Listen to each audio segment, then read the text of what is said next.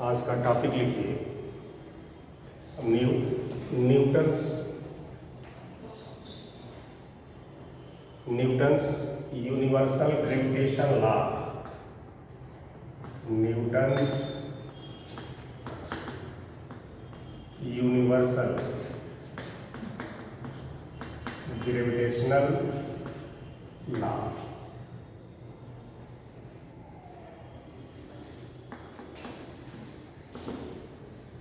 Newton ने ये बताया, एक्चुअली हमने आपको बताया था कि केपलर ने प्लैनेटरी मोशन से रिलेटेड 3 इम्पॉर्टेंट बातें बताई जिन्हें हम केपलर्स लॉ के नाम से पढ़ते हैं। तो केपलर ने जो लॉ बताया उसी लॉ के हेल्प से न्यूटन ने कुछ कंक्लूजन्स निकाले। केपलर्स लॉ के हेल्प से, खासकर केपलर के थर्ड लॉ के हेल्प से न्यूटन ने एक स्पेशल कंक्लूजन निकाला और उस कंक्लूजन के बाद उन्होंने पूरी दुनिया को एक बहुत बेहतरीन और इम्पॉर्टेंट लॉ दिया जिसे न्यूटन्स यूनिवर्सल ग्रेविटेशन लॉ कहते हैं। न्यूटन ने अपने ग्रेविटेशन लॉ में ये बताया कि every particle of universe attracts to each other.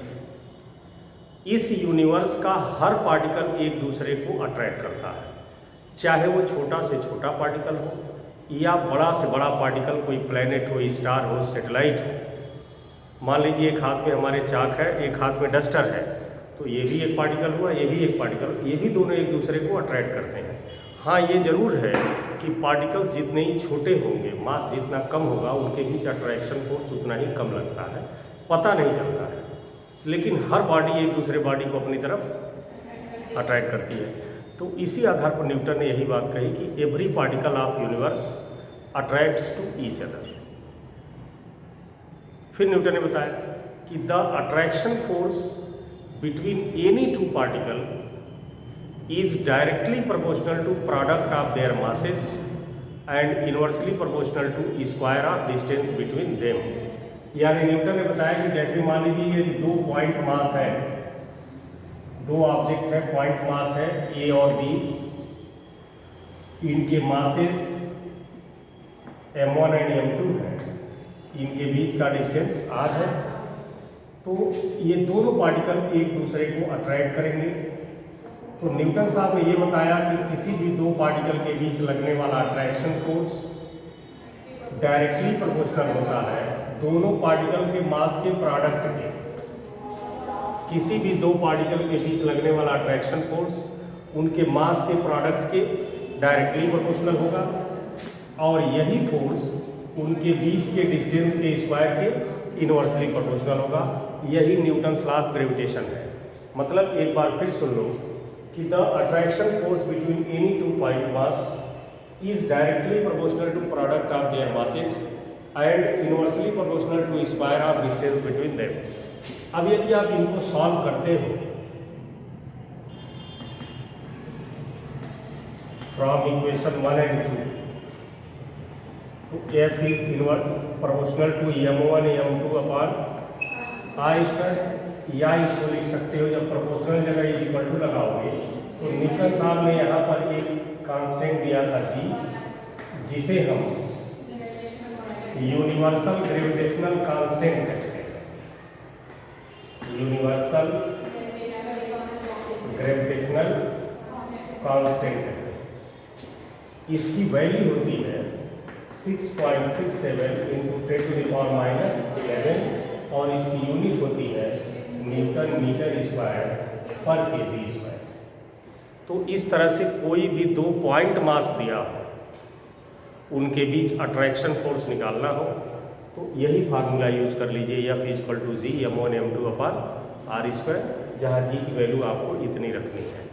तो अब कभी भी कोई भी 2 पॉइंट मास हो, 2 पार्टिकल हो, उनके बीच यदि अट्रैक्शन फोर्स निकालना है तो g m1 m2 upon r square formula लिखिए, g की वैल्यू रखिए, पहले पार्टिकल का मास रखिए, दूसरे का मास रखिए और उनके बीच का डिस्टेंस रखिए, तो निकल जाएगा। न्यूटन्स ग्रेविटेशन लॉ का वेक्टर फॉर्म लिखने को पूछा जाता है आपसे, तो न्यूटन का जो ग्रेविटेशनल फार्मूला है दो मास के बीच फोर्स निकालने का जो फार्मूला है उसका वेक्टर फॉर्म भी आपसे पूछा जाता है।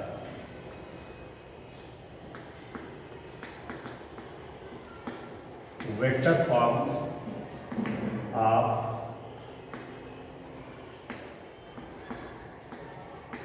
Above formula, vector form of above formula. देखिए इसका वेक्टर फॉर्म निकालेंगे कैसे। सपोज कर लीजिए ये कोऑर्डिनेट सिस्टम का एक्स एक्सिस है, ये कोऑर्डिनेट सिस्टम का वाई एक्सिस है और ये कोऑर्डिनेट सिस्टम का जेड एक्सिस है, ये ओरिजिन है। एक पॉइंट मास जिसका मास है m1 और एक पॉइंट मास जिसका मास है m2,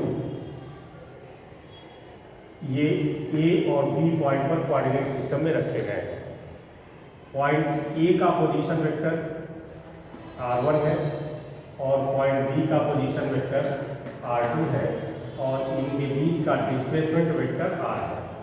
आपको वेक्टर जब पढ़ा रहे थे तो उसमें पोजीशन और डिस्प्लेसमेंट वेक्टर बताया गया था। तो अब पहला मास जिस पॉइंट पर रखा है उसका पोजीशन वेक्टर r है, दूसरा मास जिस पॉइंट पर रखा था उसका पोजीशन वेक्टर r2 है। अब यहाँ डिस्प्लेसमेंट वेक्टर r निकालना है तो ये हो जाएगा vector r2 minus vector r। ठीक, अब आप जानते हो एफ का फार्मूला है जी m1 m2 अपान r²। इसका वेक्टर फॉर्म लिखना है तो एफ पर वेक्टर लगाए is equal to G m1 m2 upon r²। यहाँ यूनिट वेक्टर r से मल्टीप्लाई कर दें। चूंकि यूनिट वेक्टर r की वैल्यू होती है vector r upon magnitude of r। अब ये वैल्यू यहाँ पुट करें तो ये हो जाएगा vector F is equal to G m1 m2 upon, या मैग्नीट्यूड को आप ऐसे भी लिख सकते हैं। अब इसकी जगह ये लिखेंगे तो नीचे हो जाएगा r³ और यहाँ हो जाएगा वेक्टर r। या r³ को आप चाहे तो जी m1 m2 अपान, आप मैग्नीट्यूड को ऐसे भी लिखा जा सकता है। ठीक, और वेक्टर r की जगह r2 माइनस r1 यदि लिख दिया जाए तो ये हो जाएगा vector f is equal to G m1 m2 upon mod vector r की जगह vector r2 minus vector r1 का मैग्नीट्यूड का। This is the vector form of Newton's gravitation law. तो यदि एग्जाम में पूछा जाता है कि न्यूटन्स ग्रेविटेशन लॉ का वेक्टर फॉर्म लिखिए तो आपको ये फिगर कोऑर्डिनेट सिस्टम का बनाना पड़ेगा और फिगर बना करके ऐसे सॉल्व कर लीजिए, ये वेक्टर फॉर्म हो गया।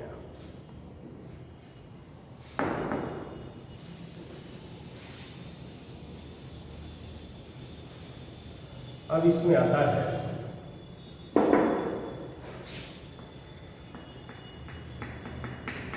Gravity force.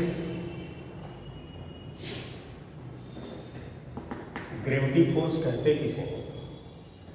देखिए, the attraction force between any two body of universe is called gravitational force, but the attraction force between a body and earth is called gravity force. So this is the very minor difference between gravitational force and gravity force. The attraction force between any two body of universe is called gravitational force and the attraction force between a body and earth is called gravity force. मान लीजिए कि ये हमारी अर्थ है। अर्थ का मास हमेशा जितने भी बड़े बॉडीज़ हैं, चाहे वो प्लैनेट हो, सैटेलाइट हो, स्टार्स हो, उनके मास और रेडियस को हमेशा कैपिटल लेटर से लिखते हैं। तो मान लीजिए ये अर्थ है, इसका मास है m और अर्थ के सरफेस पर कोई एक बॉडी रखी हुई है जिसका मास है m और अर्थ का सेंटर मान लीजिए है O। अब पूछा जाए कि ये बॉडी अर्थ से कितनी दूर है, तो जितनी अर्थ की रेडियस है। इस चैप्टर में एक बात का ध्यान देना, मैंने चैप्टर के पहले ही दिन बताया था कि इस चैप्टर में विशेष रूप से हम लोग ज़्यादातर क्वेश्चन प्लैनेट, सैटेलाइट और स्टार से रिलेटेड पढ़ते हैं। ठीक है, तो दो स्टार के बीच का डिस्टेंस लेना हो, दो प्लैनेट के बीच का डिस्टेंस लेना हो तो हमेशा सेंटर से सेंटर की डिस्टेंस लेते हैं। मान लीजिए ये अर्थ है और ये मून है। अब पूछा जाए एक दूसरे से डिस्टेंस कितना है, तो सरफेस से सरफेस का डिस्टेंस नहीं लेते, सेंटर से सेंटर का डिस्टेंस लेते हैं। इसलिए कभी भी दो बॉडी के बीच का डिस्टेंस लेना है तो सेंटर से सेंटर का डिस्टेंस लेना चाहिए। तो मान लीजिए अर्थ सरफेस पर कोई बॉडी रखी है, इसका मास m है, तो अर्थ से कितनी दूर है? जितनी अर्थ की रेडियस है, जितनी अर्थ की रेडियस है। तो हम लोग भी अर्थ पे खड़े हैं। अब पूछा जाए कि हम लोगों की अर्थ से डिस्टेंस कितनी है, तो ऐसा नहीं है कि हम लोगों की अर्थ से डिस्टेंस 0 है। अर्थ के सेंटर से हमारी डिस्टेंस ली जाएगी, तो जितनी अर्थ की रेडियस है वही अर्थ से हमारी डिस्टेंस है।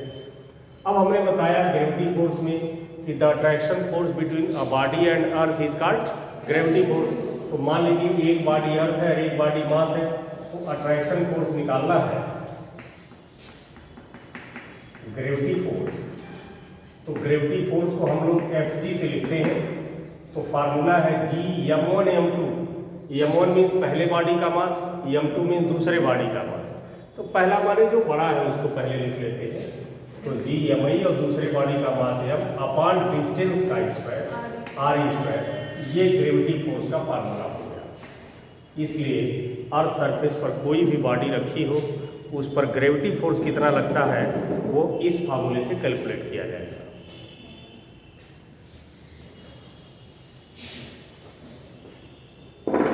अब मान लीजिए आपसे कहा जाए कि ये छोटे क्लास में पढ़े हो, acceleration due to gravity, acceleration due to gravity, जिसे हम डिनोट करते हैं स्मॉल जी से। तो यहाँ पर एक लाइन समझें, किसी भी बॉडी में एसिलेशन प्रोड्यूस करना है, उसका एक ही तरीका है, उस बॉडी पर फोर्स लगा दीजिए, अपने आप उसमें एसिलेशन प्रोड्यूस हो जाएगा। एसिलेशन प्रोड्यूस करने का और कोई तरीका नहीं है। तो इस दुनिया के किसी भी बॉडी में यदि आप एसिलेशन प्रोड्यूस करना चाहते हैं तो उस पर बाहर से फोर्स लगा दीजिए। मान लीजिए डस्टर है, हम चाहते हैं कि इसमें एसिलेशन प्रोड्यूस हो, तो हम इस पर बाहर से फोर्स लगा दें, एसिलेशन प्रोड्यूस हो गया। तो इस यूनिवर्स के किसी भी बॉडी में यदि एसिलेशन प्रोड्यूस करना है तो उसका एक ही तरीका है, उस पर बाहर से फोर्स लगा दें। ठीक, तो किसी बॉडी में एसिलेशन यदि किसी भी फोर्स के ड्यू टू पैदा हो रहा है तो उसको हम सिंपली एसिलेशन ही कहते हैं और स्मॉल ए से डिनोट करते हैं। लेकिन जब किसी बॉडी में एसिलेशन ग्रेविटी फोर्स के कारण पैदा हो तो ऐसे एसिलेशन को एसिलरेशन ड्यू टू ग्रेविटी कहते हैं। नाम से ही क्लियर है कि एसिलेशन, बस एक शब्द इसमें साइलेंट है, प्रोड्यूस्ड। तो acceleration produced due to gravity force is called acceleration due to gravity. तो दुनिया का कोई भी फोर्स किसी बॉडी पर लगाइए तो उसमें जो एसिलेशन प्रोड्यूस होगा उसे हम सिर्फ एसिलेशन कहते हैं और उसे स्मॉल ए से डिनोट करते हैं। लेकिन ग्रेविटी फोर्स के ड्यू टू यदि किसी बॉडी में एसिलेशन प्रोड्यूस किया जा रहा है तो उसे एसिलेशन ड्यू टू ग्रेविटी कहते हैं और उसे जी से डिनोट करते हैं, ए से नहीं। अब आप जानते हो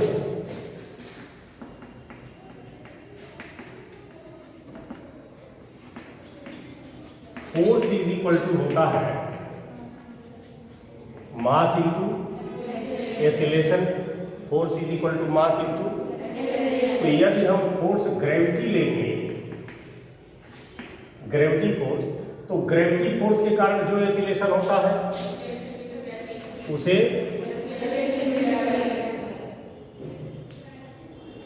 एसिलेशन ड्यू टू ग्रेविटी। ये हमने बताया कि कोई भी फोर्स लगे तो उसके ड्यू टू जो एसिलेशन होगा उसे एसिलेशन कहेंगे, लेकिन ग्रेविटी के ड्यू टू जो एसिलेशन होता है उसे एसिलेशन ड्यू टू। तो किसी भी फोर्स के ड्यू टू यदि एसिलेशन पैदा होता है तो वो एसिलेशन कहा जाएगा, उसे स्मॉल ए से लिखेंगे। और ग्रेविटी फोर्स के ड्यू टू जो एसिलेशन होगा उसे एसिलेशन ड्यू टू ग्रेविटी कहते हैं, उसे स्मॉल जी से लिखते हैं। इसलिए जो फार्मूला था force is equal to mass into acceleration, तो जब फोर्स ग्रेविटी लेंगे तब एसिलेशन ए नहीं लेंगे, जी लेंगे। तो ग्रेविटी फोर्स को हम एफ जी लिख दिए और मास जी और मास एम और एसिलेशन ड्यू टू ग्रेविटी। अब एफ जी का फार्मूला अभी मैंने आपको बताया है, G M I M upon R E square is equal to M G. अब m से m कट गया तो g इज इक्वल टू हो गया GMI/RE²। GMI/RE²। अब यहाँ से इंसुलेशन ड्यू टू ग्रेविटी की वैल्यू निकल सकती है। g की वैल्यू रख दिया जाएगा, अर्थ का मास रख दिया जाएगा, अर्थ की रेडियस रख दी जाएगी। ठीक, अब जैसे आप जानते हो g की वैल्यू होती है 6.67 इंटू 10⁻11 एमकेएस यूनिट। अर्थ का मास लगभग होता है 6 इंटू 10⁻24 kg और अर्थ की रेडियस लगभग 6.4 इंटू 10⁻6 मीटर, यानी 6400 किलोमीटर अर्थ की रेडियस है। अब g की वैल्यू रख दीजिए, MI रख दीजिए, RE रख दीजिए यहाँ पर, तो g की वैल्यू ऑन एवरेज लगभग आपको मिल जाएगी 9.81 मीटर पर सेकेंड स्क्वायर।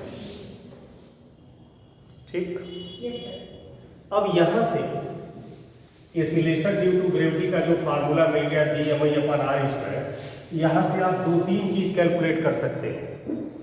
एक तो अर्थ का मास निकाल सकते हो, determination of mass of earth. अब इस जी के फार्मूले से आप चाहे तो अर्थ का मास निकाल सकते हो। कैसे? मान लीजिए जी की वैल्यू है GMI/RE², तो यहाँ से ME इज इक्वल टू हो जाएगा GRE²/G। अब जी की वैल्यू 9.81, RE की वैल्यू 6.4 इंटू 10⁻6 का होल स्क्वायर अपॉन 6.67 इंटू 10⁻11। इन सबको सॉल्व कर दीजिए तो अर्थ का मास किलोग्राम में आ जाएगा। तो इस तरह एसेलेरेशन ड्यू टू ग्रेविटी का जो फार्मूला है उससे हम अर्थ का मास निकाल सकते हैं। आप इसी फार्मूले से अर्थ की डेंसिटी भी निकाल सकते हैं। Determination of density of earth. तो एसिलेशन ड्यू टू ग्रेविटी का जो फार्मूला पढ़े हो G is equal to GMI/RE², उस फार्मूले से आपने अर्थ का मास भी निकाल दिया और उसी फार्मूले से आप अर्थ की डेंसिटी भी निकाल सकते हो। कैसे? जैसे अभी फार्मूला हम लोग पढ़े हैं G is equal to GMI/RE²। Mass की जगह वॉल्यूम इंटू डेंसिटी लिख दीजिए। तो अर्थ चूंकि लगभग स्फेरिकल है तो अर्थ का वॉल्यूम हो जाएगा 4/3πRE³। तो into density, mass is equal to volume into density upon RE²। अब स्क्वायर से कैंसिल हो जाएगा तो G इज इक्वल टू हो गया 4/3G πRE²। तो यहाँ से ρ इज इक्वल टू हो जाएगा 3G अपॉन 4G⁻R। अब G की वैल्यू 9.81, G की वैल्यू पता ही है, पाई की वैल्यू पता ही है, अर्थ की रेडियस पता ही है। इन सब की वैल्यू रख देंगे तो अर्थ की डेंसिटी आ जाएगी किलोग्राम पर मीटर क्यूब। तो मैंने यही बताया कि जो एसिलेशन ड्यू टू ग्रेविटी का फार्मूला पढ़े हो, उस एसिलेशन ड्यू टू ग्रेविटी के फार्मूला से हम अर्थ का मास भी निकाल सकते हैं और अर्थ की डेंसिटी भी निकाल सकते हैं। और ये सब कभी कभी एग्जाम में दे दिया जाता है कि derive the mass of earth, derive the density of earth. तो ये नहीं बताया जाता है कि अर्थ का मास और डेंसिटी किससे निकालिए। ये आपकी अंडरस्टैंडिंग है कि क्लास में टीचर ने अर्थ का मास और डेंसिटी निकलवाया कैसे था, उसी फार्मूले से निकाल दीजिए। ठीक, आपको ये बताया नहीं जाएगा कि इससे अर्थ की मास और डेंसिटी निकालिए। अब यहाँ ये जो G अभी पढ़े हो, acceleration due to gravity G की वैल्यू, उसके विषय में ये देखा गया कि the value of acceleration due to gravity, यानी the value of small g varies place to place on earth surface and also varies with height and also varies with depth। ऐसा पाया गया कि G की वैल्यू अर्थ surface पर ही एक place से दूसरे प्लेस पर जाने पर बदल जाती है, जैसे आप यहाँ हैं गोरखपुर में, आप दिल्ली में चले जाइए, आप ब्रिटेन चले जाइए, आप नीदरलैंड चले जाइए, आप फिनलैंड चले जाइए, आप रसिया चले जाइए, तो अर्थ के सरफेस पर ही एक प्लेस से दूसरे प्लेस तक जाइए तो जी की वैल्यू बदल जाएगी। ऐसा नहीं है कि जी की वैल्यू जितना हम इंडिया में लेते हैं उतना ही रसिया में लिया जाता है, उतना ही पोलैंड में लिया जाता है, उतना ही हॉलैंड में लिया जाता है। ऐसा नहीं है, प्लेस टू प्लेस जी की वैल्यू वेरी करती है। तो ये बात एक याद रखना, हम तो इंडिया में ही अलग अलग प्लेस पर जी की वैल्यू अलग अलग होगी। अब जितनी जी की वैल्यू यहाँ होगी उतनी केरला में नहीं होगी, जितनी केरला में होगी उतनी जम्मू में नहीं होगी, जितनी जम्मू में होगी उतनी महाराष्ट्र में नहीं होगी। इंडिया में जी की वैल्यू अलग अलग प्लेस पर अलग अलग होगी। आप अर्थ सरफेस पर अलग अलग कंट्री में जाइए तो जी की वैल्यू अलग अलग हो जाएगी। यानी कुल मिला के द वैल्यू ऑफ जी यानी acceleration due to gravity is not constant. G is not a constant quantity. G varies place to place on earth surface. Earth surface पर ही आप एक प्लेस से दूसरे प्लेस पर जाएंगे तो जी की वैल्यू चेंज हो जाएगी, और केवल अर्थ सरफेस पर ही एक प्लेस से दूसरे प्लेस पर जाने पर जी की वैल्यू केवल चेंज नहीं होती है। आप अर्थ सरफेस से ऊपर की तरफ जाइए तो भी जी की वैल्यू चेंज होगी, और अर्थ सरफेस से नीचे की तरफ जाइए, माइंस में चले जाइए तो भी जी की वैल्यू चेंज होगी। अब जितनी जी की वैल्यू अर्थ सरफेस पर है उतनी माइंस के अंदर नहीं मिलेगी, माइंस के अंदर जी की वैल्यू कुछ और हो जाएगी। और यदि आप किसी हिल पर चले जाइए, अर्थ सरफेस से थोड़ा ऊपर चले जाइए, तो जितनी जी की वैल्यू यहाँ है उतनी वहाँ नहीं होगी। यानी कुल मिलाकर के कि जी की वैल्यू कांस्टेंट होती नहीं है, और जी एक कांस्टेंट करता ही नहीं है। अर्थ सरफेस पर ही एक जगह दूसरी जगह जाने पर जी की वैल्यू बदल जाती है, और अर्थ सरफेस से ऊपर जाने पर भी जी की वैल्यू चेंज हो जाती है, अर्थ सरफेस से नीचे जाने पर भी जी की वैल्यू चेंज हो जाती है। तो ये जी की वैल्यू में जो वेरिएशन है वो कहाँ पे कितना है, क्यों है, इसी की चर्चा अब हम लोग करेंगे कि जी की value place to place very क्यों होती है, कैसे होती है, अर्थ सरफेस से ऊपर जाने पर जी की वैल्यू चेंज कैसे होती है, क्यों होती है, इसका कारण क्या है। अर्थ सरफेस से जब हम नीचे जाते हैं तो जी की वैल्यू चेंज कब क्यों कैसे होती है, इनकी चर्चा करेंगे, जो बहुत इम्पॉर्टेंट है। इसमें तमाम क्वेश्चंस भी हैं और ये बहुत इम्पॉर्टेंट हेडिंग भी है। तो अगली हेडिंग लिख लीजिए, variation in the value of G.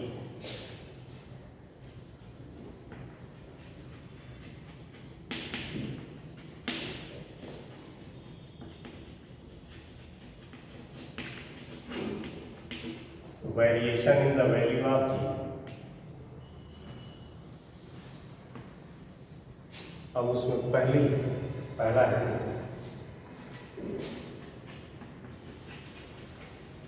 Variation in G due to shape of earth. Variation in G due to shape of earth. अभी हमने बताया है कि जी की वैल्यू अर्थ सरफेस पर ही प्लेस टू प्लेस चेंज होती है। एक प्लेस से दूसरे प्लेस पर आप अर्थ सरफेस पर जाइए तो जी की वैल्यू चेंज होगी। यानी जितना जी की वैल्यू यहाँ होगी उतनी रसिया में नहीं होगी, उतनी अफ्रीका में नहीं होगी। तो क्यों ऐसा होता है कि अर्थ सरफेस पर ही जब हम एक पॉइंट से दूसरे पॉइंट पर जाते हैं तो जी की वैल्यू चेंज हो जाती है, उसका कारण क्या है। तो उसके कारण तो दो हैं। एक अर्थ का शेप की वजह से ऐसा होता है, और दूसरा अर्थ के रोटेशन की वजह से भी ऐसा होता है। यानी जब भी आपसे कोई पूछे कि अर्थ सरफेस पर एक प्लेस से दूसरे प्लेस तक जाने पर जी की वैल्यू चेंज क्यों होती है, उसका कारण क्या है, तो आप बता दीजिए कि उसके दो कारण हैं। एक अर्थ का शेप और दूसरा कारण है अर्थ का रोटेशन।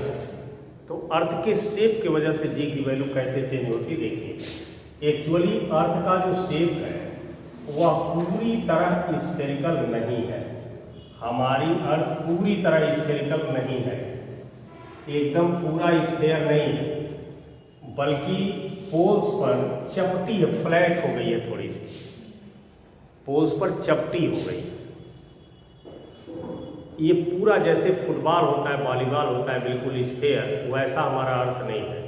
हमारा अर्थ पोल्स पर थोड़ी सी फ्लैट हो गई है, चपटी हो गई है, यही पोल है, ये भी पोल है। तो आप देख रहे हो कि अर्थ पोल पर थोड़ी सी चपटी है, और एक लाइन खींच दीजिए जो पोल से होकर जाए और अर्थ के सेंटर से भी टच करे, तो उसी को अर्थ की एक्सिस कहते हैं। अर्थ इसी एक्सिस के अबाउट एंटी क्लॉकवाइज रिवॉल्व करती है। और आप ये भी जाकर के पढ़े हो, एक ऐसी लाइन खींच दीजिए जो अर्थ के सेंटर से जाए और अर्थ को दो पार्ट में डिवाइड करे, उसे इक्वेटर कहते हैं, उसे इक्वेटर कहते हैं। तो आप देख रहे हो कि पोल पर अर्थ की रेडियस, मान लीजिए ये पोल है, यहाँ पर अर्थ की रेडियस है RE और इक्वेटर पर अर्थ की रेडियस ये है। तो क्या जितनी रेडियस अर्थ की पोल पर है उतनी ही रेडियस इक्वेटर पर भी है? अर्थ की रेडियस इक्वेटर पर ज़्यादा है और पोल पर कम है। और आपको बता दें कि इक्वेटर पर जो रेडियस है और पोल पर जो रेडियस है, लगभग इसमें 21 किलोमीटर का फर्क है, 21 किलोमीटर का फर्क है। यानी जितनी रेडियस पोल पर है उससे 21 किलोमीटर ज़्यादा अर्थ की रेडियस इक्वेटर पर है। ठीक, तो हमारे अर्थ का शेप ही ऐसा है कि वो पूरी तरह स्फेरिकल नहीं है।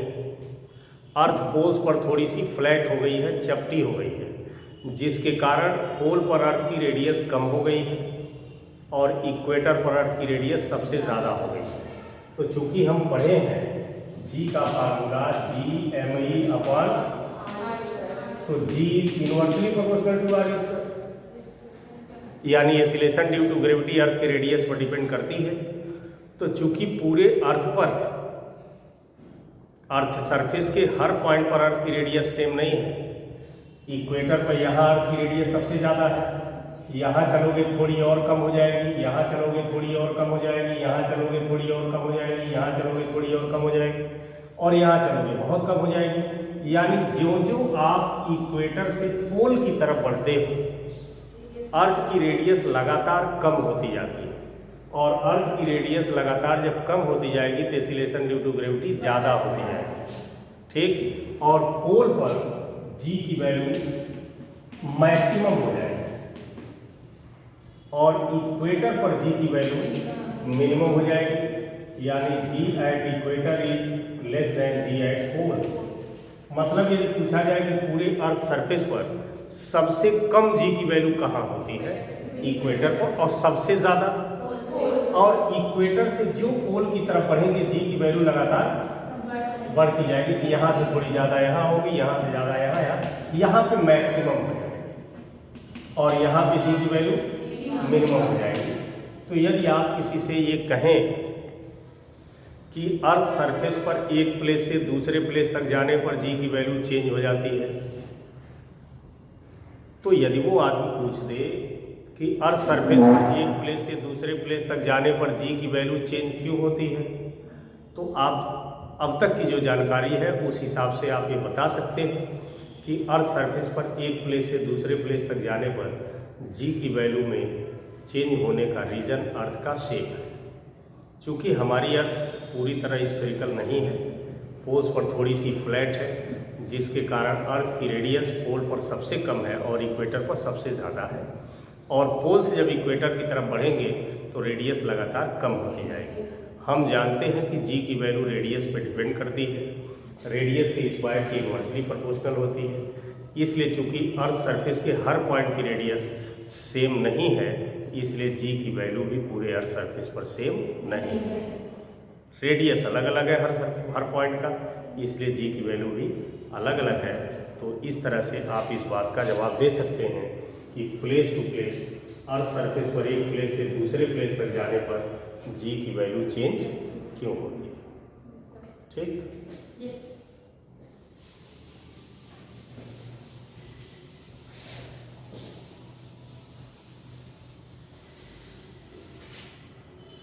अब दूसरा देखिए, variation in the value of g due to height, variation in the value of g due to height। ध्यान दीजिए, अर्थ सरफेस से ज्यों ज्यों ऊपर की ओर बढ़ते हो g की वैल्यू कम होती जाती है। अर्थ सरफेस पर g की वैल्यू सबसे ज़्यादा होगी और ज्यों ज्यों आप अर्थ सरफेस से ऊपर की तरफ बढ़ोगे g की वैल्यू लगातार कम होती जाएगी। जितना ही ऊपर बढ़ते जाओगे जी की वैल्यू उतनी ही कम होती जाएगी। मान लीजिए ये हमारी अर्थ है, ये हमारी अर्थ है, इसका सेंटर O है, अर्थ का मास m है और हमने एक पॉइंट अर्थ के सरफेस पर A लिया और इस A पॉइंट पर एक्सीलरेशन ड्यू टू ग्रेविटी मान लीजिए g है और अर्थ सरफेस से जब हम h मीटर ऊपर किसी पॉइंट B पर चले गए, अर्थ सरफेस से h मीटर ऊपर जब B पर चले गए तो वहाँ हमने मान लिया एक्सीलरेशन g डैश है। तो एक पॉइंट हमने अर्थ सरफेस पर लिया जहाँ हमने एक्सीलरेशन g मान लिया और अर्थ सरफेस से h मीटर ऊपर एक पॉइंट ले लिया, वहाँ एक्सीलरेशन हमने g डैश मान लिया। तो g की वैल्यू हो जाएगी g mi अपॉन एक सेंटर से उस पॉइंट की डिस्टेंस r²। अब यदि g डैश की वैल्यू निकालना चाहते हो यानी acceleration due to gravity at point B, तो फार्मूला होगा g mi अपॉन, अब यहाँ से ये डिस्टेंस re प्लस h का होल स्क्वायर। अब आप क्या कीजिए, सेकेंड इक्वेशन में फर्स्ट इक्वेशन को डिवाइड कर दीजिए, तो ये हो जाएगा